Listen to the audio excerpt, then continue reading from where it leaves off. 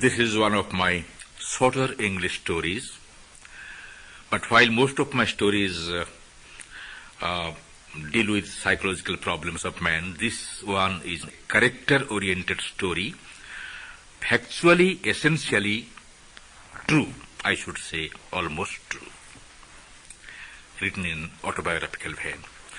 Bhola Grandpa and the Tiger. Bhola Grandpa and his wife lived at the western end of our village. Their heart was overshadowed by a large bokul tree which, with the advent of spring, grew luxuriant and continuously showered its tiny red fruit in their courtyard.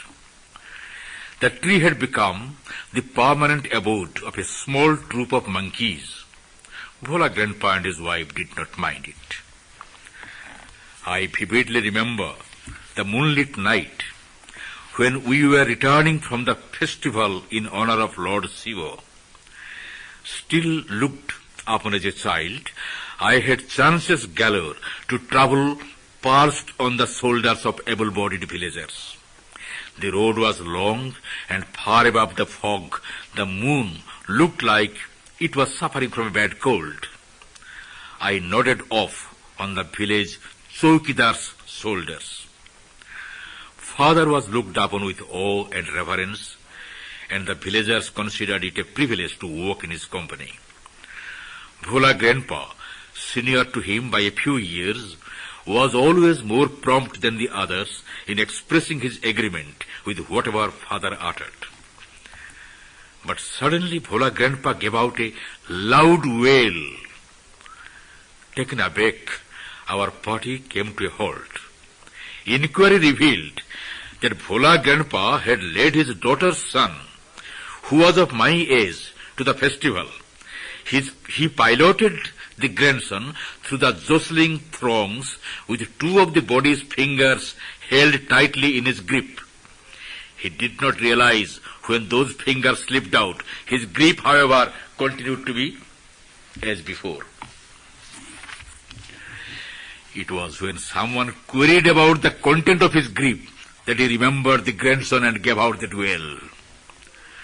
Father chose two keen-eyed escorts from our party and directed them to go back with Bhola Grandpa to the festival.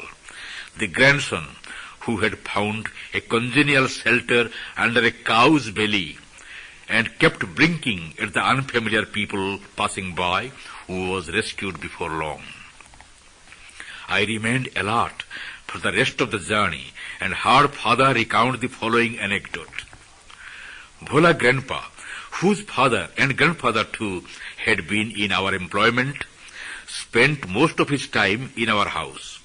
One afternoon, decades ago, he was found sprawling on a corner of our veranda with his tongue stretched out. A shiver ran through those who found him in that condition. They took him for dead. What, however, had happened was this. An hour earlier, someone had broached to him a proposal for his wedding. Modesty had made him stretch out his tongue. He had just forgotten to withdraw it while falling asleep. I remember Bhola Grandpa blushing and looking down while Father narrated to an amused audience on our terrace the next day yet another episode of their younger days.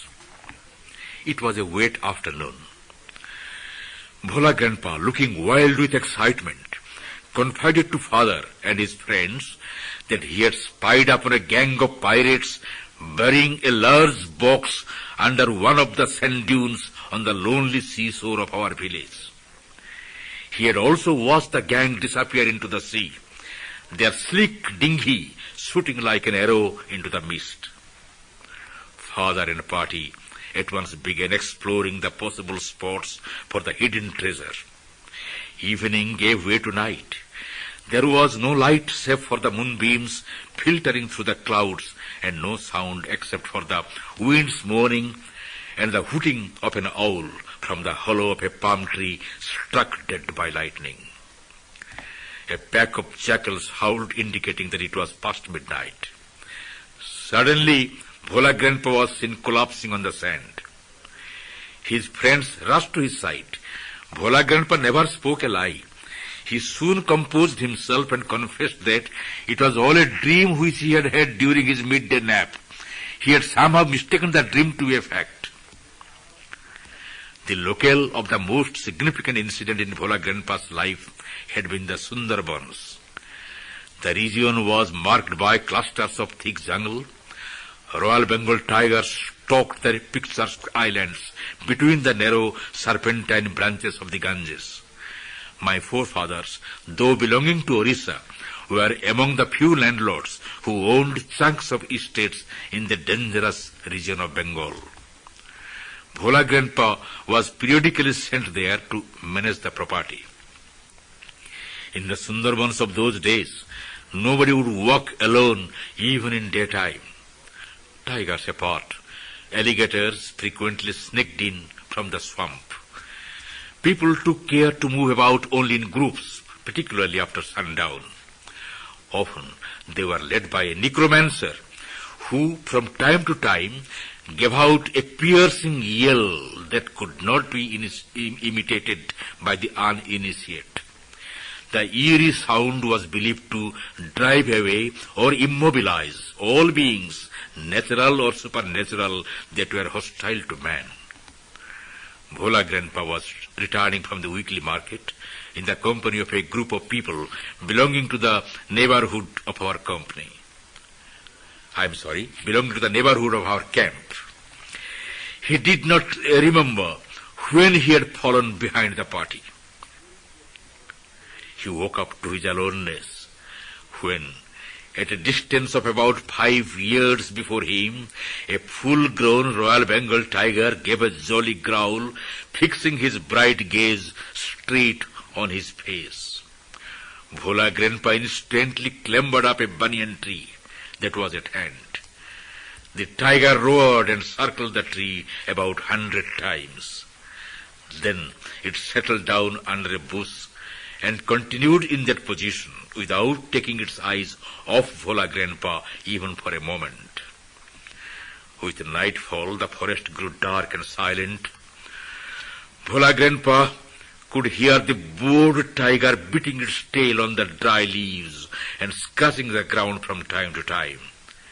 He could see its bluish-yellow eyes rolling all over the tree.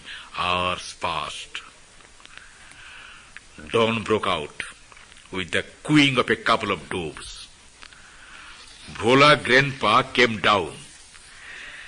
There was a hamlet of Santals on a mound less than a furlong away. Bhola Grandpa climbed the mound and requested the first man he saw for a little fire to light the bidi. The man had been a witness to all that passed between the tiger and Bhola Grandpa. In fact, he had spent the whole night sitting at the threshold of his heart, waiting to see what would happen next. He eyed Bhola Grandpa with perfect bewilderment. "What is your secret, sir, that you walked past that hungry beast and it just gaped at you and did nothing more?" He mumbled out his question at last. Bhola Grandpa remembered the tiger and looked towards the bush. The tiger was seen stretching its limbs and yawning and preparing to leave the place as though its bewilderment was giving way to disgust. Bhola Grandpa is said to have passed out for a moment. Half a century later, one morning, Bhola Grandpa was found to have died peacefully in his sleep. He was 95. Even then, we shed tears and lamented his death volubly. But the most original of the laments came from 80-year-old Granny, Bhola Grandpa's wife. "The old man must have forgotten to breathe," she said with a sigh. The end.